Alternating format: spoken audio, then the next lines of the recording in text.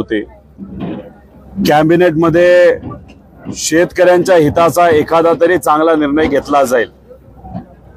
आता या परिसरामध्ये फिरत असताना शेतकऱ्याचं नुकसान झालं आणि भोपळ्याची शेती ही त्याची नुकसानात गेली आणि कॅबिनेट मध्ये काय निर्णय घेतला हे मी जेव्हा बघितलं तेव्हा खऱ्या अर्थाने आपल्याला म्हणावं लागेल भोपळा इथं असणाऱ्या शेतकऱ्याला मिळालेला आहे।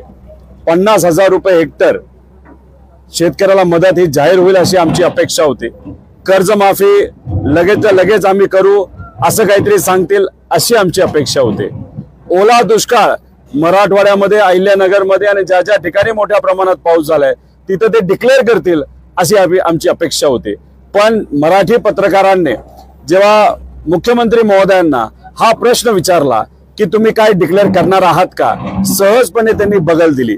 मला त्यांना एवढंच सांगायचंय आणि विचारायचंय देवेंद्र फडणवीस साहेबांना, अजितदादांना सुद्धा विचारायचंय की जेव्हा तुम्ही विरोधी पक्ष नेता होता तेव्हा मात्र तुम्ही शेतकऱ्याच्या शेतामध्ये जाऊन बोलला होता की शेतकऱ्याला जर मदत करायची असेल त्याला दानत लागते आणि सरकारने किती लोन घेतलं तुम्ही शेतकऱ्याला मदत करू शकता।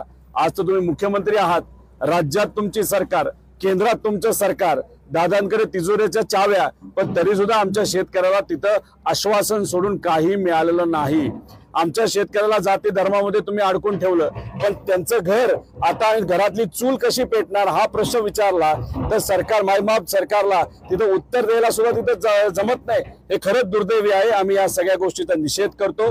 शेतकऱ्याला मदत लवकरात लवकर जाहीर झाली पाहिजे अशी आमच्या सगळ्यांची मागणी आहे। सरसकट पंचनामे झाले पाहिजे, त्याच्याचबरोबर ओला दुष्काळ हा जाहीरच झाला पाहिजे असे आमच्या सगळ्यांचं मत आहे आणि मागणी आहे आणि ते सुद्धा लवकरात लवकर। पण आजची कॅबिनेट ही फक्त टाइमपास कॅबिनेट होती। आजच्या कॅबिनेट मध्ये कुठेही तिथं शेतकऱ्याच्या हिताचा कुठला निर्णय घेतला नाही। त्याच्याचबरोबर पंजाब सरकार हेक्टरी 50,000 जाहीर करू शकतं, पण महाराष्ट्राचं सरकारचं 50,000 रुपये हेक्टरी शेतकऱ्यासाठी जाहीर करू शकत नाही।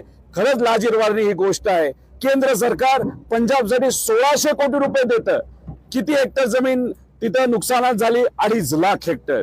पण या महाराष्ट्रामध्ये गेल्या काही महिन्यात आणि आता बघितलं तर 25 लाख हेक्टर पेक्षा जास्त जमीन हे नुकसान होऊन सुद्धा केंद्र सरकारकडनं मदतीचा साधा एक शब्द सुद्धा काढला जात नाही। मग काय करता या सरकारचं, या सत्तेचं? राज्यात आणि केंद्रात तुमची सत्ता असा बोलता लोणचं घालायचं का असा प्रश्न हे सगळे शेतकरी करत आहे। आम्ही या कॅबिनेटचा, या सरकारचा शेतकऱ्याच्या वतीने तिथं निषेध करतो। शेतकरी विरोधी सरकारचा धिक्कार झालाच पाहिजे। ओला दुष्काळ जाहीर झालाच पाहिजे। ओला दुष्काळ जाहीर झालाच पाहिजे। शेतकऱ्याला मदत खाली मुंडकावर पाय या सरकारला करायचं